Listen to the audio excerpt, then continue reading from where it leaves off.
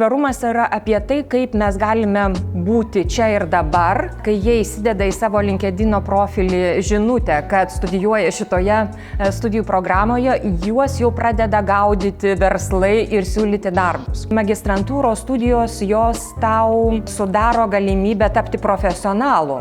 Vizitas į Čilę, kurio metu studentai analizuos įvairius su verslo tvarumu susijusius atvejus. Tai iš tiesų žmonės keičia karjeras ir matyt tiesiog arba norėdami persikvalifikuoti, arba suprasdami, kad čia yra daug galimybių keisti savo darbą, arba dirbti ten, kur tu nori. Šitos studijų programos studentai turi dar ypatingą išskirtinę galimybę studijuoti tarp studentų iš 18 pasaulio šalių.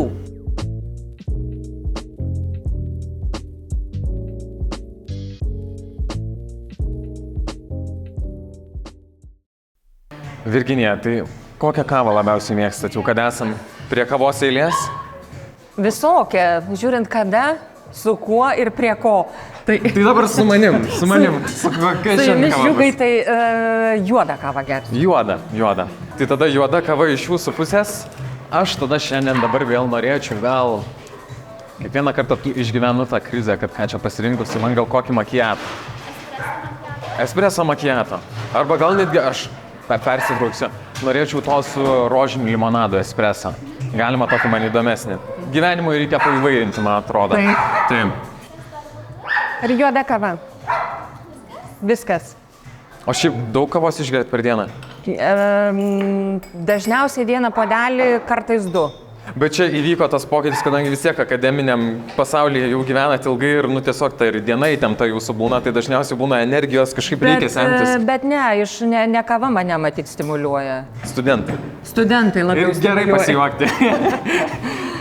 Nes dažniausiai ko gero ir būna tas poveikis, kad net nepajunti, kiek tu tos kavos išgeria, po to supranti, kad kažkaip jau rankos dreba. Taip, aš gal net ir nepasakyčiau, kad kava mano vienas iš mėgstamiausių gėrimų. Vienas iš tų, kur rytinis ritualas, bet kad man reikėtų kavos pasitonizuoti, tai tikrai ne. Bet rytinį ritualą visą laiką turi su kava? Taip. Atrodo, net kitaip tas rytas negali prasidėti. Taip.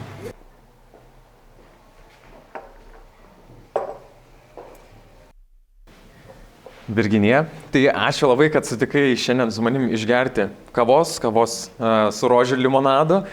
Visokią formą iš tiesų yra labai malonu ir labai smagu, kad turim tokią galimybę pakalbėti. Ir kadangi, kaip ir mūsų pokalbio, sakykime, visas ta gairė bus apie studentavimą, apie studijų programas, tai iš tiesų gal pati pradžia norėčiau išgirsti, kas esate jūs ir gal tiesiog toks puikus startas būtų. Noriu išgirsti.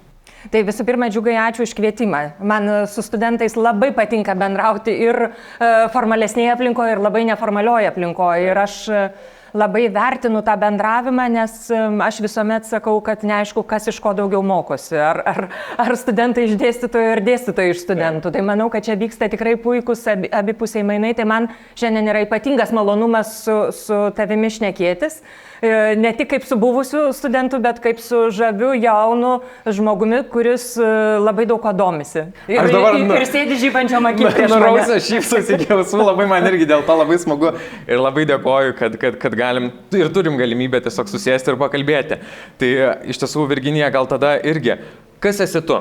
Kaip iš vis prasidėjo kelias nuo to, kur esi dabar ir man tikrai labai smalsu, nes žinau, kad turi be galo didelį žinių bagažą ir man labai smalsu, kaip tas kelias prasidėjo. Na, čia toks klausimas, žinot, turbūt sunkiausia apie save kalbėti ir įdėti kažkokius rėmus, bet jeigu taip labai tokius pagrindinius punktelius sudėlioti, tai aš esu ekonomistė su labai ryškia orientacija į socialinę politiką ir mano kelias link tų temų, kuriuose aš esu dabar, vingiavo per labai daugelį disciplinų. Ir turbūt nuo pat mokyklos studijų metų ir universiteto studijų Labai daug dviejonių buvo, kuria kryptimi pasukti ir dabartinė vieta, kurioje aš esu, man atrodo, kad jinai yra pati geriausia, kokia gali būti man, todėl kad čia viskas susitinka vienoje vietoje. Nes man labai patinka filosofija, man labai patinka sociologija, man labai patinka psichologija, man labai patinka ekonomika, man labai patinka gilesnės diskusijos. Ir aš manau, kad dabar toje profesijoje, kurioje aš esu, čia viską aš galiu rasti. Ir dar plus vadyba. Vadyba vėliau atkeliavo jau į mano lauką, bet tai irgi puikus papildinys šalia tų disciplinų ir tų interesų, kurie man įdomus. Tai turbūt labai sunku būtų pasakyti, nes matyt, kaip ir kiekvienas žmogus, jis yra visoks po truputį. Jo, bet yra tas momentas, kai kiekvienas studentas kažkaip save lipdo tą savo kelią, kadangi mes kalbame apie magistro studijų studentus, dažniausiai magistrantas gali būti ir jau, sakykime, su didesnė darbo patirtim, arba tas, kuris ką tik pasibaigė bakalaurą. Tai man natūraliai klausimas kyla, kaip jūs pati tiesiog pradėjot, kodėl ekonomika, kodėl, sakykime, iš tos pusės pradėjot eiti, ar pajautėt jau nuo, sakykime, mokyklos laikų, kad tai yra jūsų kelias, ar tai buvo metamorfozinis toks žingsnis link to, kur esate dabar?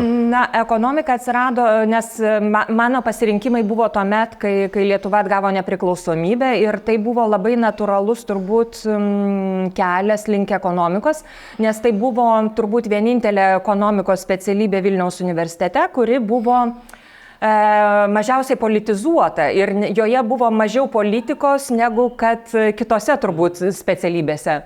Tai aš įstojau į ekonominę kibernetiką. Tai yra labai daug matematikos ekonomikoje. Čia, kaip aš sakau, yra apie tokią ekonomiką, kas jeigu. O paskui jau pradėjo pildytis tos studijos ir apie, o kaip turėtų būti.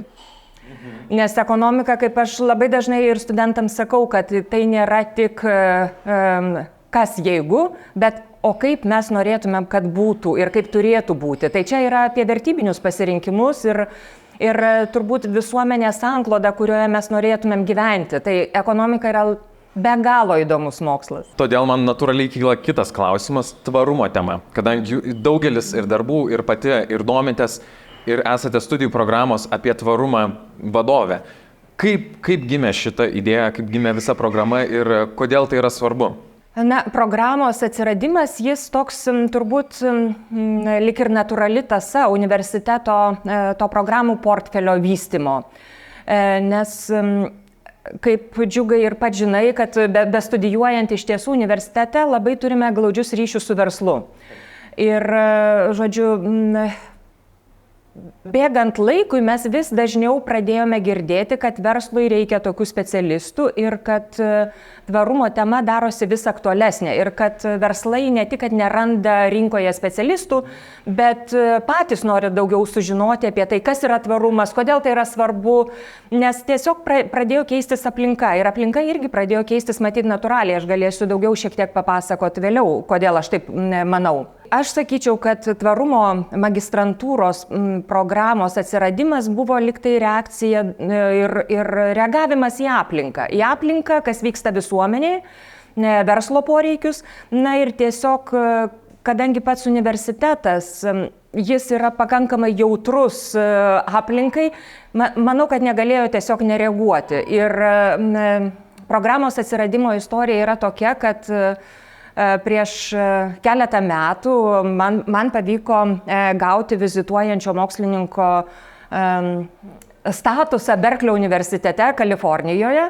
Na ir prieš pat man išvažiuojant metų stažuotį į Kaliforniją, mano kolegos, vadovai mano, prorektorė, ji man paskambino ir sako, tai tu ten turėsi labai daug laiko. Tai tu padėliok programą. tai va čia turbūt ir buvo užuomazga. Tai aš iš pradžių šiek tiek, žinot, taip ir sureagavau gal su šypsena, o paskui pagalvojau, kad tai yra ta tema, kuri mane pačią veža ir man yra įdomu. Ir vėlgi aš grįžtu prie to, kad tai yra labai tarpdisciplininė tema.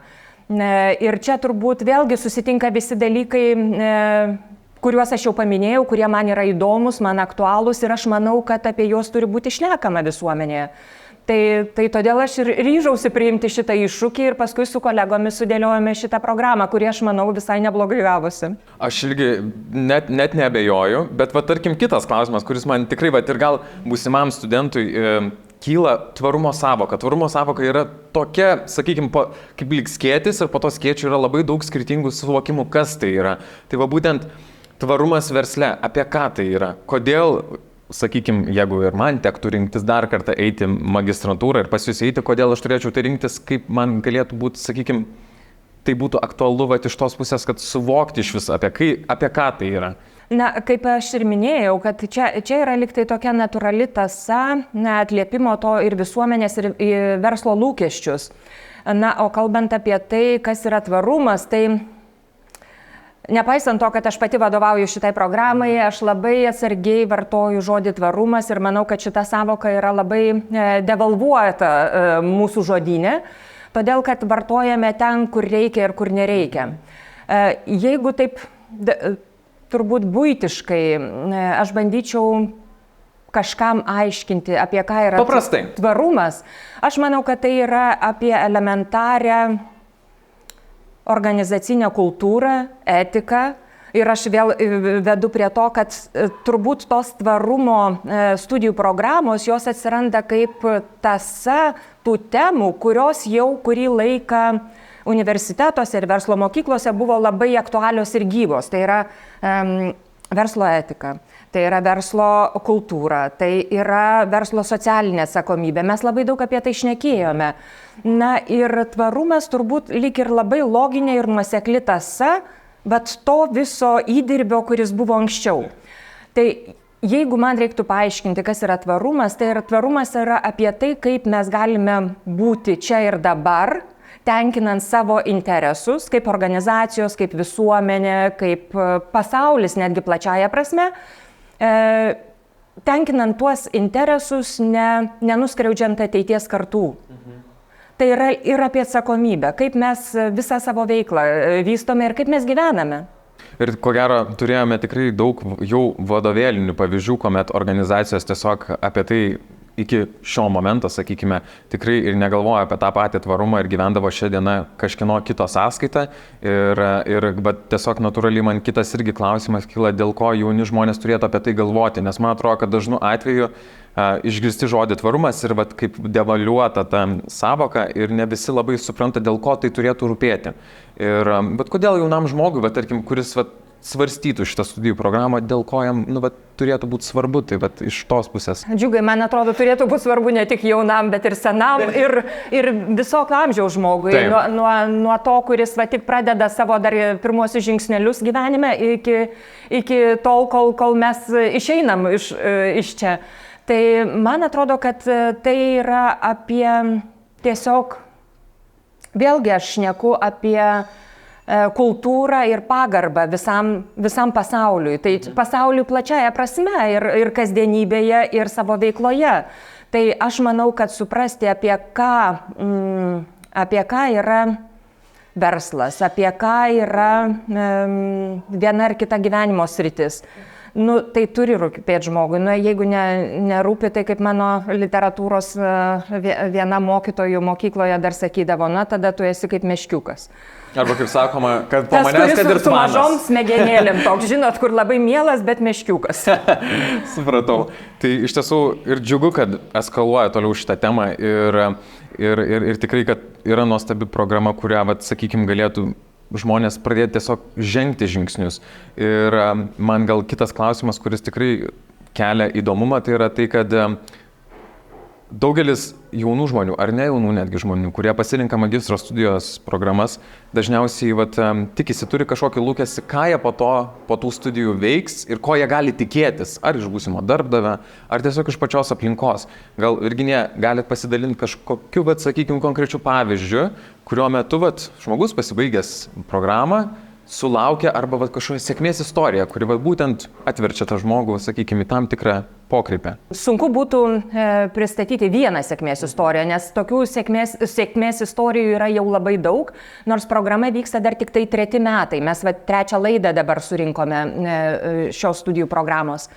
O tų sėkmės istorijų yra labai daug, todėl kad, ką aš girdėjau nuo pat pirmos laidos studentų, kad net tuo met, kai jie įsideda į savo LinkedIn profilį žinutę, kad studijuoja šitoje studijų programoje, juos jau pradeda gaudyti verslai ir siūlyti darbus. Geras. Kitas dalykas, ką aš darau pastoviai ir studentai tą tikrai galėtų paliudyti, kad vėlgi, grįžtant prie to, kad universitetas turi labai glaudžius ryšius su verslu, tai kartais verslai ieškodami tvarumo specialistų ar žmonių, kurie turi žinias apie tvarumą, nebūtinai tvarumo kažkokią poziciją, jie ne visuomet kreipiasi į viešumą ieškodami, bet manęs prašo, kad pasidalinčiau su studentais darbo skelbimais ir darbo galimybėmis.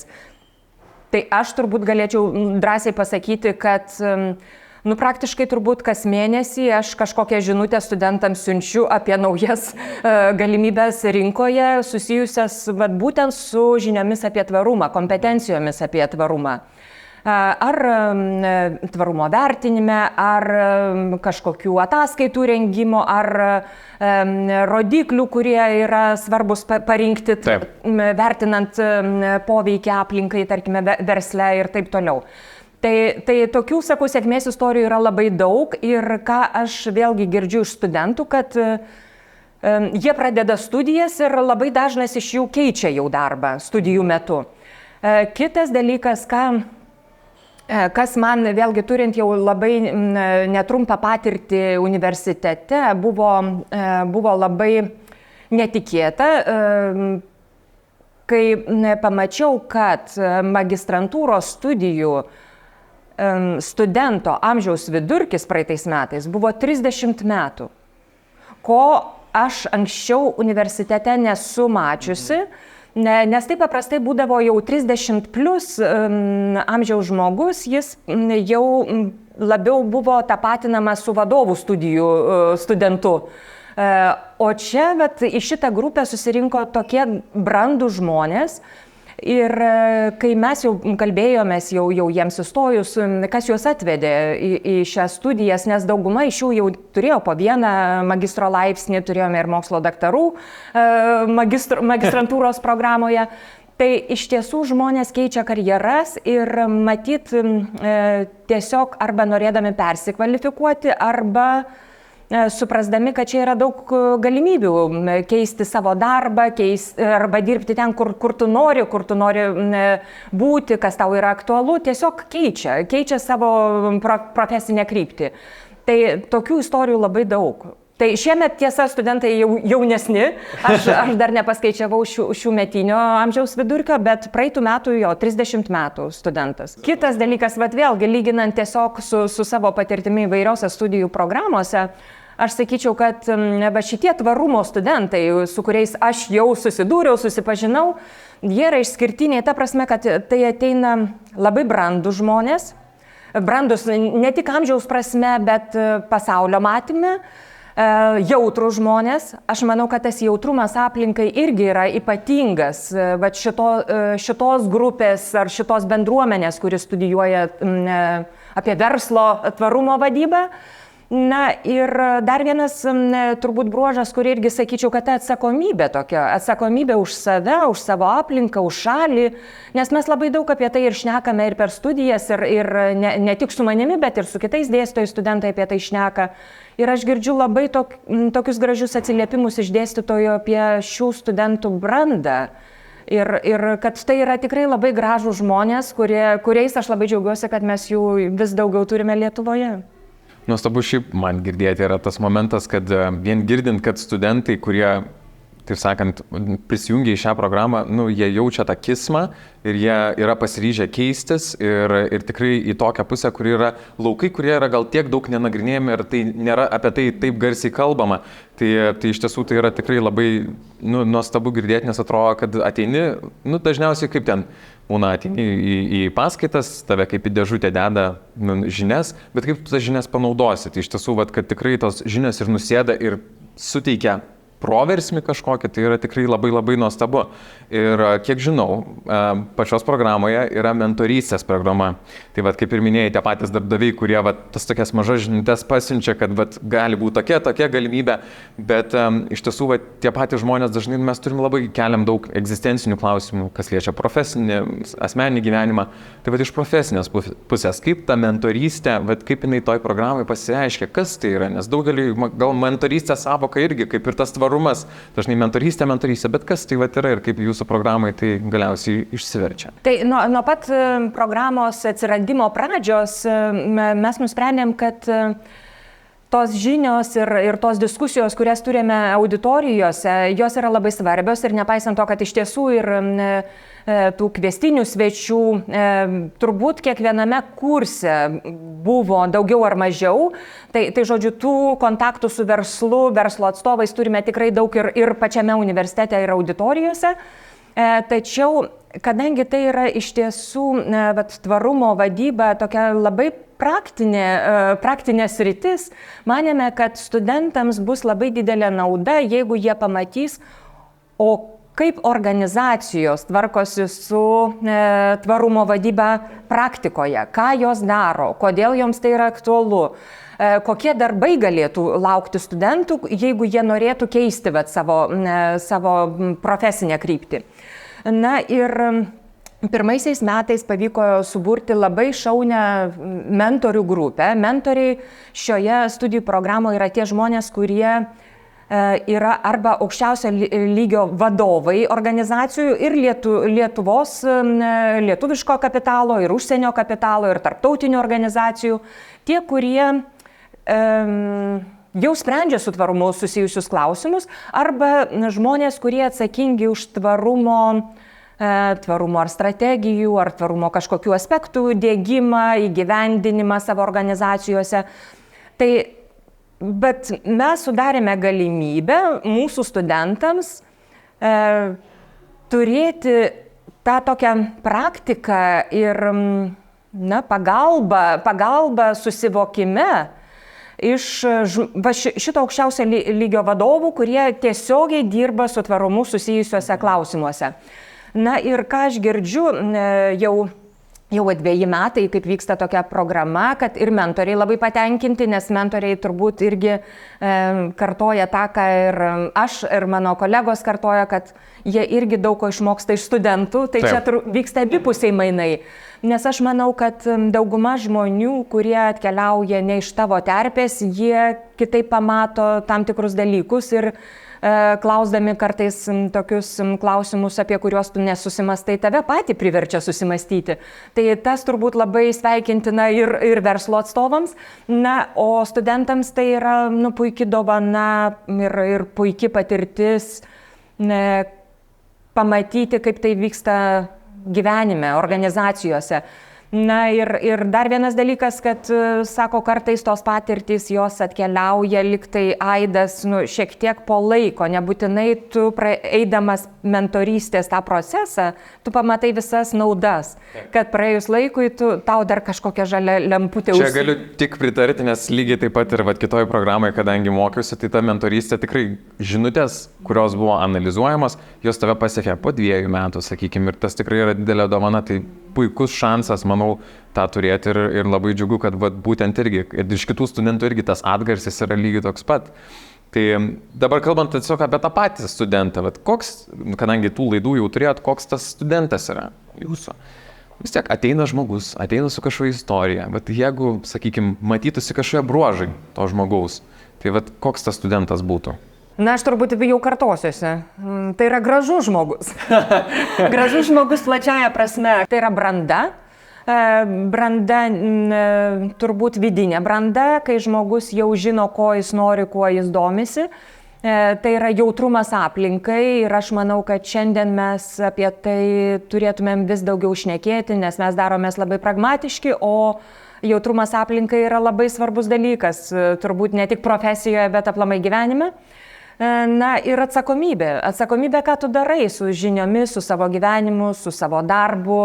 Tai aš manyčiau, kad vat toks turbūt žmogus yra tas toks tipinis tvarumo vadybos studentas. Aš dabar net klausant įsivaizdavau, kad, šiaip tikrai teisingas yra teiginys tai, kad mes gyvenam žiauriai greitai besikeičiančiame pasaulyje ir viskas taip greit bėga, tai tas tvarumas atrodo sustoji, įsiklausai viskas, kas vyksta aplinkui ir tiesiog priemi sąmoningus sprendimus, o ne tokius iš inercijos. Tai man tiesiog kažkaip gal tokia pirminė rezonacija, girdint, apie ką tai yra. Taip, tai vėlgi aš grįžtu prie to bruožo, kurį paminėjau, jautrumas aplinkai. Aš manau, kad gebėjimas klausti klausimus ir nepriimti tokių stereotipinių tiesų, prie kurių mes kartais esame įpratę ir nebekvestionuojame, jis labai sveikas. Ir aš manau, kad ir šitie studentai jau atkeliauja, turėdami potencialą klausti ir kvestionuoti visą tą terpę, kurioje mes esame. Ir dar programa turbūt prie to prisideda ir skatina, nes mes iš tiesų labai daug diskutuojame. Ir džiugai, kaip pačiam teko irgi studijuoti, nors ir kitoj programai, bet buvo ir mano studentas viename kurse. Tai iš tiesų tie klausimai, kuriuos mes keliame paskaitų metu, jie tokie labai gilūs, aš manau, ir filosofiniai. Ir aš manau, kad universitetas yra vieta apie tai šnekėti.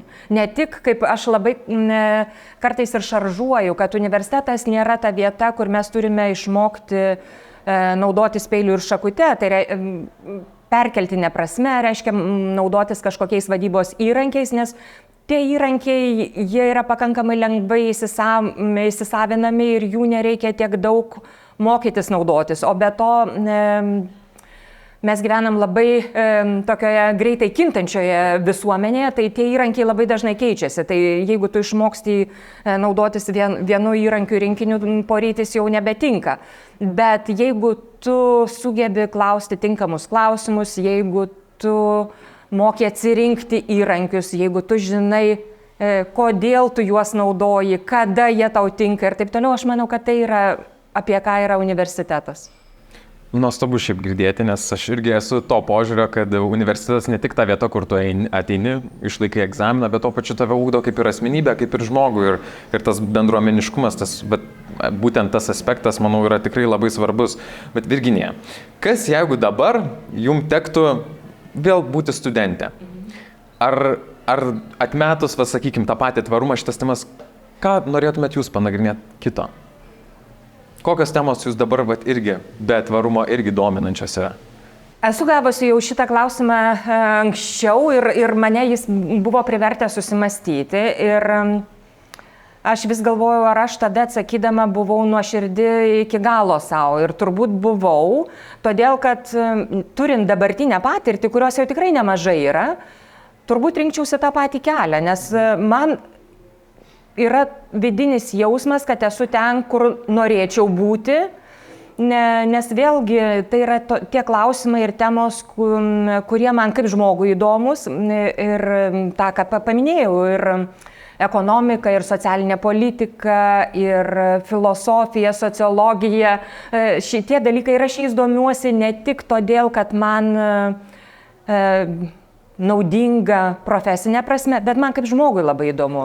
Tai jeigu jūs pasižiūrėtumėte knygų krūvelę prie mano lovos ar skirtinguose mano namų kampuose, tai iš tiesų yra labai skirtingos disciplinos ir labai skirtingos knygos, kurios mane domina ir aš manau, kad kartočiau turbūt... Viską iš naujo.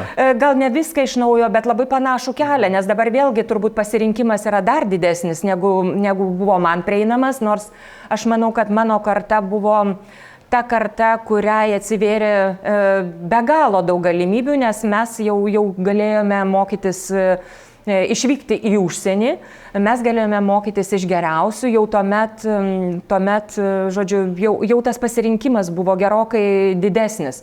Tai aš manau, kad dabartinis spektras pasirinkimų jis dar didesnis, bet turbūt tie baziniai dalykai, kuriuos aš studijavau, aš juos vėl rinkčiausi, nes aš manau, kad jie yra pamatiniai, o toliau jau gali kaip Lego kaladėles dėlioti savo ar profesiją, ar interesų lauką, kaip kam tinka. Ir tvarumas tam, vėlgi sakau, kad turbūt labai natūraliai atkeliavo į mano interesų sritį.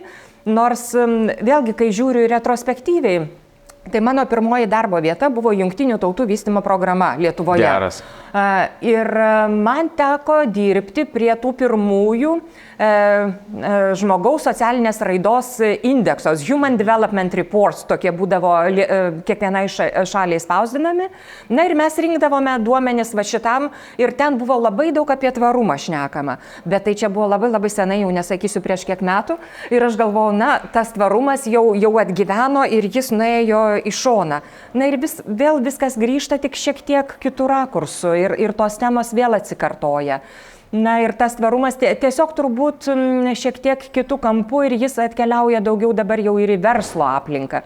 Anksčiau mes šnekėjome turbūt apie tokį tvarumą per aplinkos apsaugą, per gamtos išteklių naudojimą, na, o dabar suvokiame, kad tvarumas tai nėra tik apie ekologiją, kuri be galo svarbi, bet tai yra ir visuomenės tvarumas, ir mūsų buvimas vieno su kitu, ir atsakomybė, ir taip, kaip mes gyvename organizacijose, nes kas yra tvari organizacija, ta, kuri gerbia ir savo darbuotojus, ir klientus, ir kuria vertę visuomeniai. Tai čia yra visi šitie aspektai lik ir tokia mozaika ar dedamosios tvarumo. Šiaip dar norėčiau grįžti prie vieno irgi išsakyto momento, kad dabar žmonėm yra be galo didelės galimybės, mes turim įvairiausių studijų programų ir aplamai tiesiog gyvenime daug pasirinkimų ir ta visa paletė, iš ko rinktis, yra tiesiog begalinė. Ir kalbant apie tą būsimą studentą, kuris renkasi studijuoti, koks jūsų būtų patarimas, kodėl iš vis verta studijuoti toliau ir, sakykime, tą magistratūrą? Toks filosofinis, aišku, ir individualus galėtų būti, bet man labai yra įdomu sužinoti, būtent kaip jūs manote, dėl ko verta studijuoti? Džiugai, man atrodo, net mane klausimas, taip matėt, privertė pajudėti kėdėj, nes man atrodo, kad klausimas net jis negali būti taip klausimas, o kaip galima nenorėti studijuoti. Tai aš net neįsivaizduoju, kodėl žmogui gali kilti klausimas, o kodėl man reikia studijuoti.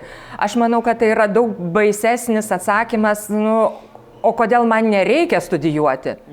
Aš manau, kad kol žmogus gyvas, jis turi mokytis ir nesvarbu kokią formą. Bet jeigu kalbėti apie tokias formalias studijas ir tas magistrantūros studijas ar netgi dar vėlesnės vadovų studijas ar doktorantūrą. Būtent šias, tą pratesimą. Magistrantūra. Gerai, magistrantūra tai man atrodo tai yra jau gilinimasis į tam tikrą sritį, tam tikrą profesiją, kur tu negali būti ekspertas visur. Nes po bakalauro studijų tu labai tikėtina, kad įgyji tokį platesnį pasaulio matymą. O aš manau, kad magistrantūros studijos jos tau sudaro galimybę tapti profesionalu. Jau nebeturėti tokį bazinį pamatą žinių, bet įgyti profesiją.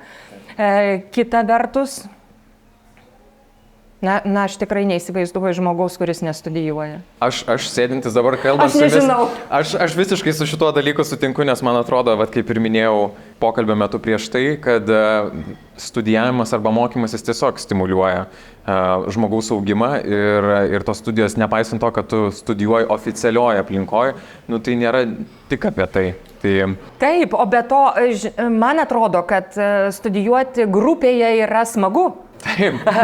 Nes, kaip ir minėjau, nebūtinai studijos turbūt turi vykti formaliai, bet aš manau, studijuojant grupėje atsiveria daugiau dar galimybių papildomų, nes Džiugai, kaip ir pats prisimeni ir turbūt tokį jausmą aš tikiu, kad išsinešė iš universiteto, kad mokaisi kaip studentas ne tik iš dėstytojo ir tų formalių žinių ir tų diskusijų, kurios vyksta, bet vienas iš kito ir tu grupėje matai daug įžvalgų, kurias vėlgi turbūt galbūt atkeliautum iki ten, bet turbūt tas kelias būtų ilgesnis. O čia yra turbūt trumpesnis kelias į tam tikrų dalykų pamatymą aiškiau ir aiškiau. Tai kalbėjom ir apie tą patį tvarumą ir kaip studentai baigia studijas, kažkokias darbo galimybės jiem atsiveria, bet kalbant dabar apie tas pačias studijas, kuomet ateinim mokytis, kaip atrodo ta diena, kaip atrodo savaitė ir kaip galiausiai atrodo tie metai studijų tvarumo programoje? Studijų procesas tai yra intensyvus. Ir Džiugai puikiai turbūt tą pameni iš studijų, kitoje studijų programoje. Studentai, jeigu imt tokį klasikinį studijų procesą, tai yra maždaug 3 vakarai per savaitę, kai studentai atvyksta į universitetą po savo darbų studijoms. Na ir tos studijos, jos yra, turbūt labai būtų sunku įdėti į vieną žodį, kaip jos atrodo, nes aš manau, kad auditorijose vyksta labai daug ko. Kalbame ir apie teorinius dalykus, kalbame ir apie praktinius pavyzdžius, labai daug analizuojame verslo studijų, sprendžiame uždavinius, vykdome simulacijas, turime svečių, turime daug diskusijų. Tai turbūt galiu drąsiai sakyti, kad ta mokymosi metodų įvairovė, ji yra tikrai labai didelė. Kitas dalykas, kad aš pati turėdama jau dabar pakankamai nemažą tarptautinę patirtį ir mačiusi, kaip vyksta tokio pobūdžio, verslo vadybos studijos ar MBA studijos, ypatingai Jungtinėse valstijose, o man teko stažuotis Dardeno verslo mokykloje ir Berklio universitete, tai ką aš iš ten atsinešiau ir pamačiau šiek tiek kitomis akimis ir man labai norėjosi atnešti ir į mūsų universiteto auditorijas, kad studijuoti galima labai linksmai ir žaismingai. Kodėl aš taip sakau? Tose mokyklose, kurias aš paminėjau, ir Berkeley, ir Dardeno verslo mokykla, kuris yra Virdžinijos universiteto dalis, verslo etikos studentai mokosi per teatrą, verslo etikos mokosi per literatūrą, verslo etikos mokosi bendraudami ir gamindami patiekalus kartu. Tai vėlgi mes su kolegomis norėjom sudaryti kuo daugiau galimybių savo studentams įgyti tas labai įvairias patirtis ir kaip vieną iš pasirenkamųjų dalykų kartu su kita programa pasiūlėme vizitą į užsienį, savaitės vizitą, labai intensyvų vizitą į užsienį, kurio metu studentai susipažįsta ir pamato iš labai arti labai įvairias patirtis, kurios yra labai skirtingos ir kultūrinė prasme, ir turbūt verslo aplinkos prasme, ir netgi ekonomikos prasme. Dėl ko aš taip sakau, nes šiemet studentai vyksta kaip pasirenkamasis vienas dalykas, tai būtent tas vizitas į Čilę, kurio metu studentai analizuos įvairius su verslo tvarumu susijusius atvejus. Ir pamatys įvairias verslo formas, kurių mes Lietuvoje turbūt ne visas dar turime ir atpažįstame. Tai aš manau, kad vėlgi bus tokia akis atverianti patirtis ir labai naudinga patirtis studentams. Ir tai dar kartą referuoja į tą momentą, kad iš tiesų būnant bendruomenės dalim, tai tokios išvykos, kurios yra ir edukacinės, ir interaktyvios, jos dar labiau sulipdo tą bendruomenę ir parodo, kad iš tiesų ta vertė yra išeiti už universiteto ribų ir spręsti tas pačias problemas ir per kažkokias simulacijas, žaidimus ar spręsti tikrai svarbius klausimus yra didelė vertybė. Tikrai taip. Dar ką aš pamiršau paminėti ir dar norėčiau paminėti, kad tas tarptautiškumo aspektas, jis ne tik šito pasirenkamojo studijų dalyko metu programoje yra integruotas, bet šitos studijų programos studentai turi dar ypatingą išskirtinę galimybę studijuoti tarp studentų iš 18 pasaulio šalių. Kodėl taip įvyksta? Todėl, kad antrame semestre, kuomet šie studentai baigia pirmąjį semestrą, prie šių studentų, verslo tvarumo vadybos studentų prisijungia Erasmus Mundus studentų grupė, kuri atvyksta iš Kroatijos, jie praleidžia vieną semestrą su mūsų studentais ir paskui vyksta toliau studijuoti į Belgiją. Tačiau visą semestrą 4 studijų dalykus jie studijuoja kartu, jie mokosi, tai yra studentai kaip minėjau, iš 18 pasaulio šalių. Tai įsivaizduokite visą pasaulį turėti savo auditorijoje, neišvykstant iš Vilniaus, iš Gedimino prospekto. Čia yra didelė dovana. Virginija, ačiū labai šiaip už pokalbį. Tikrai buvo ir informatyvu, ir įdomu, ir gal labiau visą laiką gera sėdėti su žmogum, kuris mane mokė. Tai dar kartą buvo labai malonu ir pasikalbėti, ir išgerti kavos. Ačiū, Džiugai, ačiū už pokalbį. Atrodo, dar tiek turėtumėm apie daug ką pašnekėti. Ačiū. Ačiū.